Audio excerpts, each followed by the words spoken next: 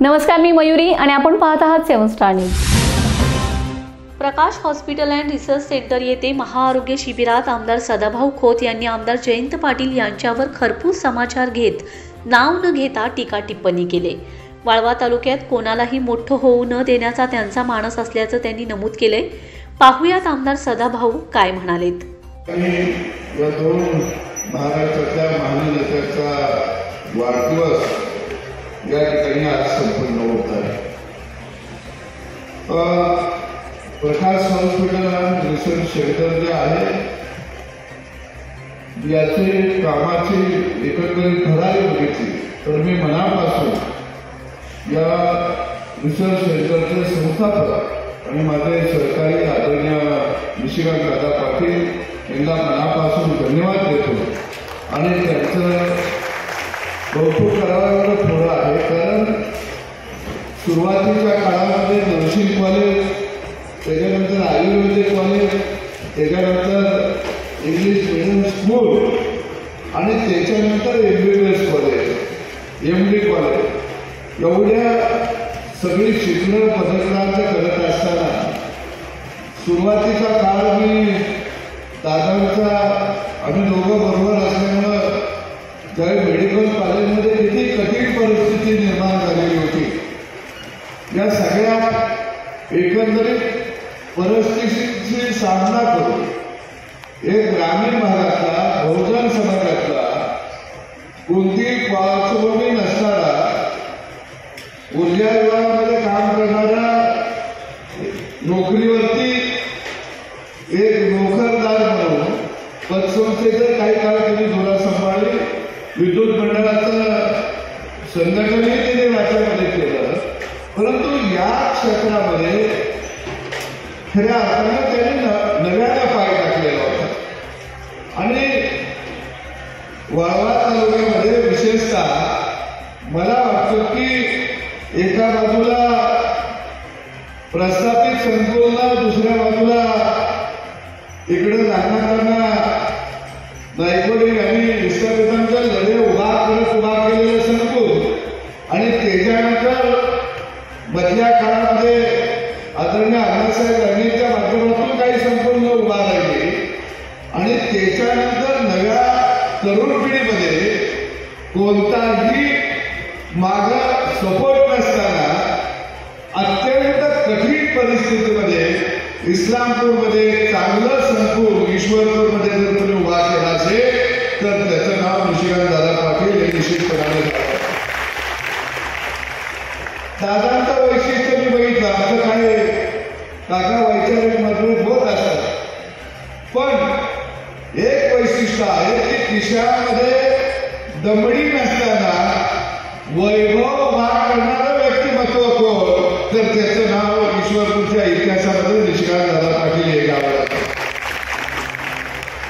मी अनेक वेळा त्यांना म्हणायचं की हे सगळं उभा करताना दादा तुम्हाला झोप कशी लागते, एका बाजूला कर्जाचा प्रचंड डोंगर, त्यावेळी ते मला म्हणायचे की भाऊ याची चिंता करायची नाही, आपल्याला उभा करायचा आहे आणि निश्चितपणानं एक ना एक दिवस हे शाळेशिवाय राहणार। त्यांच्या सुरुवातीच्या काळामध्ये अडचणी हे सगळे आम्ही बघितले, अडथळे आणणारे आम्ही बघितले। कधी कधी असं वाटायचं की अडथळे आणणारे हे चिरंजीव चंद्र सूर्य आहे तोपर्यंत सत्तेमध्ये राहतील, परंतु आजची जर परिस्थिती बघितली तर अडथळे आणणारे यांचं नाव दारिद्र्य रेषेच्या यादीमध्येही राहिलेलं आहे। ही राजकारणामध्ये चोखाचोखा आली पाहिजे आणि म्हणून निश्चितपणानं इथे या दोन महान व्यक्तीच्या वाढदिवसानिमित्त हे आरोग्य शिबिर संपन्न होतं। तसं एक दुसरं मोठं आरोग्य शिबिर आहे। गेल्या सरकारच्या काळामध्ये आरोग्यमंत्री आदरणीय सावंत साहेब त्यांना आम्ही या ठिकाणी घेऊन आलेलं होतं आणि मोठं आरोग्य शिबिर त्यावेळी सुद्धा या ठिकाणी संपन्न झालेलं। खरं या राज्याला विकासाच्या दृष्टीनं घेऊन जाण्याचं काम आज महायुतीचं सरकार या ठिकाणी निश्चितपणानं करत आहे। पहिल्यांदा असं घडत आहे की राज्याच्या मुख्यमंत्र्यांचा वाढदिवस मग तो देवाभाऊचा असेल किंवा अजितदादांचा असेल, हा पहिल्यांदा गावागावामध्ये साजरा होतो. देवाभाऊचा वाढदिवस हा रक्तदान शिबिराच्या माध्यमातून या राज्यामध्ये साजरा झाला. सर्वसामान्य माणसानं सामाजिक उपक्रम राबवून यावेळी खऱ्या अर्थानं राज्याच्या मुख्यमंत्र्याचा वाढदिवस झाला.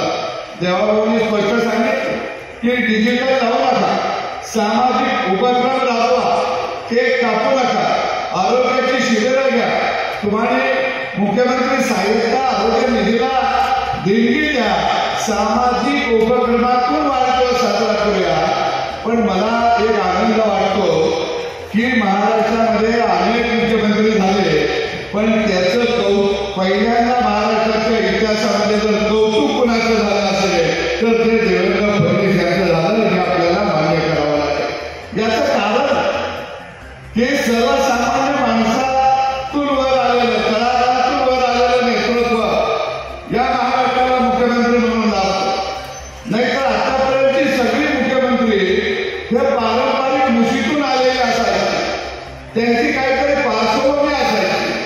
परंतु पहिल्यांदा असं घडलं की सामान्य कुटुंबातून आलेला पोरगा या राज्याचा मुख्यमंत्री होऊ शकतं, हे या महाराष्ट्राच्या जनतेनं खऱ्या अर्थानं आज याची डोळा पाहिलेला.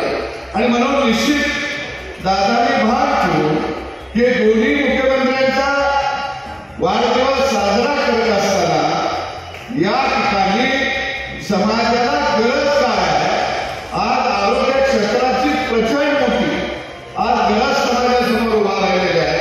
समाज सर्वसामान्य माणूस त्याचा पहिला प्रश्न आहे पोटा पाण्याचा. पोटा पाण्याचा प्रश्न सुटला की दुसरा प्रश्न फार करतात. पण दादा तुमच्याकडे संघटन कौशल्य आहे, तुमच्याकडं पुढे जाण्याचं एक शेप आहे, तुमच्या मध्ये प्रचंड ऊर्जा आहे आणि जे आहे ते प्रजाजनाला कबूल करायला पाहिजे. आणि एक चांगलं गौरवभाव हसायला लागेल. गौरवभाव आपली काही स्पर्धा त्याची आपली आधीपासून केली. आपण मिळून वाळवा तालुक्यामध्ये जायचं आहे, मिळून नाही गेलं तर काय होते आपल्या तिघालाही माहीत आहे. एक आनंद आहे संजय काका की आमच्या वाळवा तालुक्यामध्ये एक पाहिला होता की नवी व्यवस्था किंवा नवं संकुल कुणीच उभा करायचं आणि त्यानं जर उभा केलं, ते जर 50% उभा राहिलं, निम्म्या उघडी आला तर दम तोडूनच मेला पाहिजे. म्हणजे या तालुक्यामध्ये अनेक आता आमच्या आबा बसले 20-25 वर्ष मंत्रीपद होतं, पण जवळच्या माणसानं पतसंस्था काढून काही काढलं नाही. आणि पतसंस्था तर का करायला परवानगी दिली, ज्याची कुठं पत राहिली नाही त्याला तिथं कर्ज मिळतं, म्हणजे पतसंस्था. म्हणजे पत असणारा, पत टिकवणारा व्यवसाय कोणत्याही कार्यकर्त्यानं वाळवा तालुक्यामध्ये उभा करू शकला नाही, करू दिला नाही. गौरवभाऊ नागनाथांची पुण्य आहे, अण्णा लढाऊ माणूस म्हणून तुमचं संकुल उभा राहिलं.